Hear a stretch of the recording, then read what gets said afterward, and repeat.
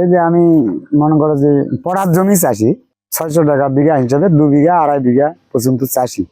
এতে আমার সংসারটা অবশ্য মোটামুটি ভালোই চলে। নিতে গেলে আড়াই নিচে হবে না, 2.5 লক্ষ টাকা লাগবে। সে টাকা পয়সা আমাদের নষ্ট হয়ে গেছে, আর চলা পারি না। এই হিসাবে আমি ঘোড়ার হালটা করেছি।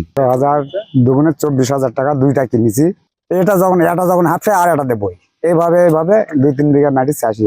দিনে 1500 এইরকম পাওয়া যায়। 300-400 মানে 1400-1500 টাকা কামাই হয়, কিন্তু ওই ঘোড়ার খরচ আছে, না খিলালে বোয়া যাবে না। তো এই হিসাবে 300-400 টাকা খরচ হয়। লাভ প্রতিদিন মনে করে 1000-1200 থেকে আর কি, এতে সংসার চলে।